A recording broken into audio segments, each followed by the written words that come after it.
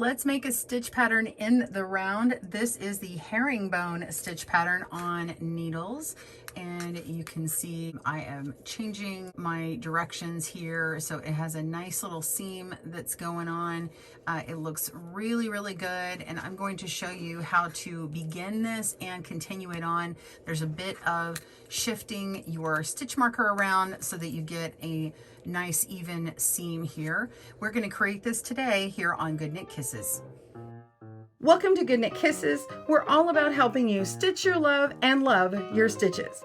We do have a video of the herringbone stitch in a flat panel, so if you need a slower tutorial on how to make those stitches there, be sure and look at that video first, and it will really help you when you start to make this one. We'll go a little bit slower on some of those stitches. All right, let's begin. To get the written pattern for the herringbone stitch in the round, as well as a mug hug that we're creating right here, be sure and click down in the video description to get that, as well as a right and left-handed tutorial. And we just flip the video around. I'm right-handed, but we flip it around for the lefties, if you will. Go ahead and grab your supplies and cast on in the round. You can cast on any number of stitches. You're going to want a stitch marker. I'm going to be working with the magic loop technique. You can see how I've kind of done it here. It looks like a little mouse or something. It's really kind of fun. Go ahead and get yours ready, and I will show you how to connect in the round, begin the stitch pattern, and then how to keep it going. It looks slightly different after you get started. So I'm going to show you all of that right now. All right, I'm working with a US 10 needle and I'm working with a worsted weight yarn and 52 stitches. I worked with 56 stitches and a US 7 needle on this one over here, and it's also with the same yarn. Your stitches are going to be a little bit less on the gauge. So we have 23 stitches per inch on this one and 25 stitches per inch on this other one. So it'll be a little bit looser on the 10s, and I kind of like it that way. All right, so we're going to connect this in the round. Make sure that your beginning cast on is not twisted. And I'm going to go ahead and put a few stitches on this needle and kind of bend my cable, pull through over here, and make sure it's not twisted. Come around here and bend and pull through at this point. Or you can do less stitches here. We're going to pull through this cable. All right, so make sure that if this is not twisted. Okay, there it is, not twisted, not twisted, all the way around. And here we go. All right, once you get yours all settled, okay, then you're going to want to grab your working yarn, put your stitches at the end on both needles, and the way I like to connect is I just swap my first and last stitch. So I'm just going to pick up this stitch here and trade it. I'm going to put this last stitch here and then the first stitch on the opposite needle. Okay. Make sure I've got that whole stitch on there and I'm not splitting it. That's the key. Okay. And then go ahead and place your stitch marker. All right. Now we are ready to begin. To get my yarn in the back. We're going to begin on the first stitch.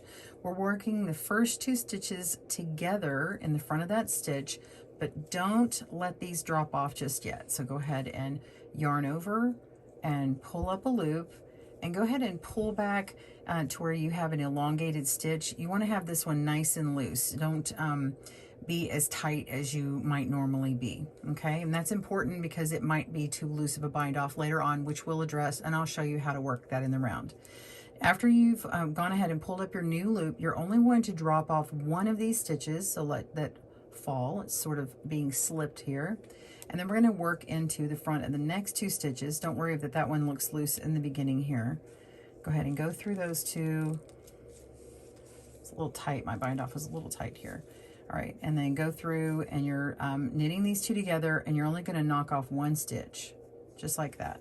Okay, and then make sure and pull that loop up nice and loose. So either right when you first pull it through, or after you knock off that stitch, you've still got the opportunity to make sure that it's nice and loose.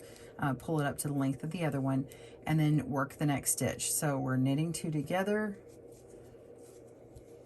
pull up a loop, and then take one of these stitches off. Okay, you can knock it off with your finger or with the tip of the needle and continue on. Okay, so just working this all the way around until all but 2 stitches are left, and I'm going to show you how to finish off this round. And we're going to be doing some moving of our stitch marker in order for our seam to sort of line up. Plus we do have to make a change at the beginning and switch around a stitch, and this will be the same for both rounds. We'll be moving the stitch marker around, and we'll be doing a little bit of a switch. So go ahead and continue working these stitches just as we did. I'll do it one more time. Go into the front of both of those loops together, pull up a loop, and then let one drop off, just one. Okay, pause your video. I will meet you back at the end when you have 2 stitches left. See you in a moment.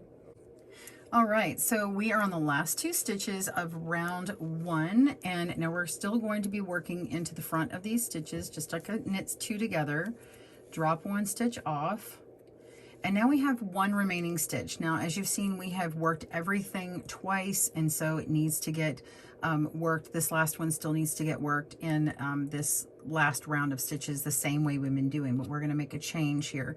And this is where we're going to be moving our stitch marker. This stitch marker is going to move right here. And or actually technically it's going to move right here. So we want to work these 2 stitches together, the last stitch and the first stitch. And before we do, just go ahead and slip over this last stitch, pull off your stitch marker, and then slip that stitch back over, place your stitch marker again, and now we want to work into, whoops, put that back on, drop my stitch marker.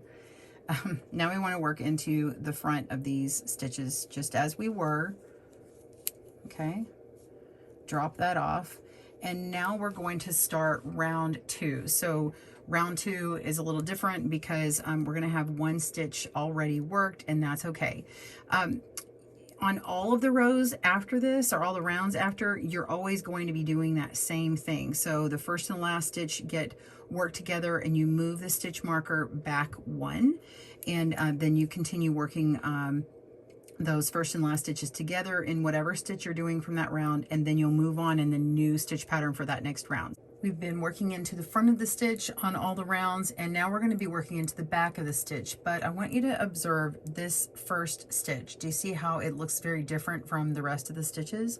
You're going to be changing this position and switching it around every time you begin a new round. So on this round, we're simply going to pick it up with our other needle and twist it like that.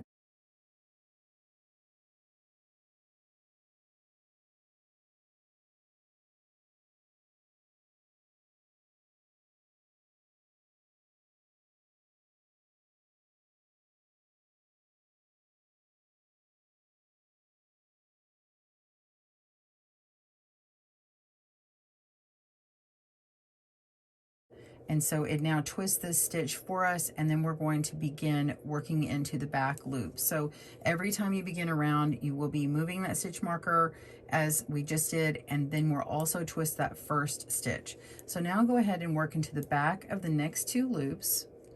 So we're knitting 2 into the back of the loop, and then pulling up a loop just as we've done before, and then knock off that first stitch, and then go into the back of the loops. Next 2 loops, knit 2 together through the back loop, pull up a loop, and then drop 1 off. If you accidentally drop off 1 too many, you just pick up a stitch. So let's say we drop this one off, you'll see 2 of them here. Go ahead and pick up this one that's closest to this needle, okay? And if you need to undo it, just go ahead and pick that other one up, and then you can let go. The same thing happens when you're doing it on the other round. So let's go ahead and go into the back of these 2 loops again. 1, 2, knit 2 together, pull up a loop, drop 1 off, and do that again. Repeat, knitting 2 together in the back loop, pull up a loop, and then drop 1 loop off. just continue working that all the way and around. Pause your video and I will see you at the last of this round, last 2 stitches, and we'll go into round 1 to repeat. I'll show you how to turn over that first stitch. We'll see you in a moment. So I'm on the last 2 stitches here. I'm going to work these and then I'm going to show you again over on this sample over here so you get it twice in a row. All right, we've got a few more stitches left. We're knitting through the back loop 2 at a time, only letting one of those stitches go. And then now we need to move our stitch markers. We're going to slip the next stitch, take the marker off, slip the stitch back, put the marker back on, and we'll repeat that on my other sample here in a moment. And then you're going to work again in the back of the stitches, both the next 2 stitches together, through the back loop, pulling through both of those stitches, only one drops off. And now we're ready to begin round 1. We just finished round 2 and we need to switch around this stitch here. This one is seated in this direction, so we're going to take that off and then switch it around so you're twisting it in the other direction.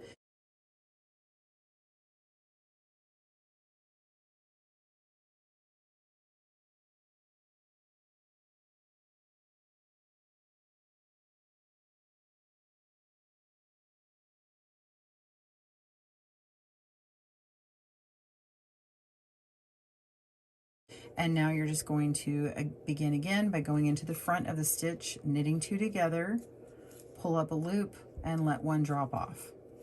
And that's it. So you're just repeating those rounds. You can see how the stitches are angled in this direction here, and then they'll be angled in the opposite direction for rounds 2. And then when we get back around to repeating rounds 1 and 2, it will continue in that herringbone look. And of course, if you want to stop your work, you can pull these needles out. Again, I'm going to repeat this here in just a moment, but I do want to say the end of your knitting right here, the bottom and then the top, if you only do the herringbone stitch, it will curl. You can see how this one's not curling too much, but it can curl a little bit. You can block this a little bit. You can do that, absolutely. Or if you wanted to do a couple of rounds of, say, a 1x1, like 1 knit, 1 purl around maybe twice to help combat that, you could totally do that. And then you would end that way as well, and then bind off in pattern, meaning you'd knit 1, purl 1 in pattern all the way around. So that's absolutely something that you could do, but you don't have to. So let me go ahead and show you this one over here. And by the way, see how it's not twisted, but this is what it's going to look like. You can see how the stitches are working in the opposite direction, and these are going to go in the other way. All right, so let's do this one here. We've got, let me get my stitches ready so I can work this. Okay, so we've got the last 2 stitches on here. This is my stitch marker here, and we're working the end of round 2. I'm going to go into the back of these 2 stitches, knit those together, drop one off, and now slip that stitch, remove the stitch marker, slip the stitch back over, replace the stitch marker, so it's a moving stitch marker, and then you're going to work one more time that last stitch in the previous pattern, knit together in the back loop, drop 1 stitch off. So on this one, I'm trying to get 2.5 inches before I get to the end of my herringbone cozy mug hug. And then after you repeat however you want to that length, then you will just bind off, just regular standard bind off. All right, so I'm coming to the end. I went ahead and just jumped forward and made my next 2 rounds. And this is measuring at about a little over 2 inches or 2 1/4. And so I'm just going to go ahead and finish off this round and bind off to make my little mug hug here. And let's just show you how to end this. So I've got the last stitch on here. So we're going to take this stitch marker off. We don't need that anymore. And slip back on that stitch. So we had slipped a stitch off, remove the stitch marker, and now I'm slipping it back. Going to go ahead and work into that last stitch and then drop it off. All right, so now this is how you're going to start your bind off. Again, if you've worked loosely the whole way around, you can just bind off as normal. and you're going to knit one, and then knit the second one, move the first one over the second, and then now you just knit the second one, or the next one, move the first over the second, and continue binding off that way. So you just keep knitting, binding off, knit one, and bind off. And you don't need to be working loosely at all, and it'll just start knocking it off just like this, or binding it off like this, okay? And you just keep going until the last stitch, and then pull through and weave in your tails. And you'll want to, you know, kind of connect the beginning and ending rounds and make sure it kind of imitates that first little chain that looks like it's on the end there. And if you do find that it's getting a little bit loose, you can always undo a few stitches or frog it back a few stitches. And to make it tighter, you can just knit two together like this and then bind it off, and it'll just kind of pull in a couple of stitches here every so often if you wanted to do that, if you just were way too tight in your main stitch. And that's it. So just keep working it all the way around. I'll show you what this looks like at the end. See you in a moment.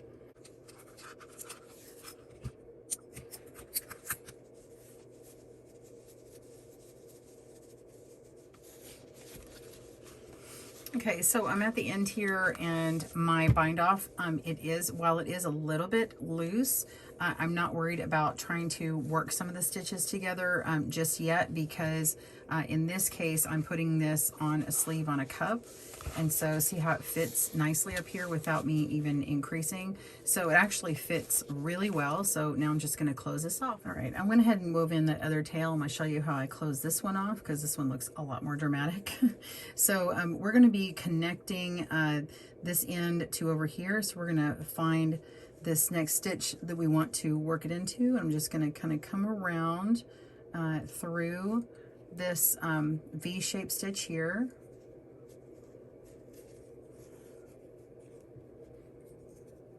And I'm going to come around through this stitch, through both of those.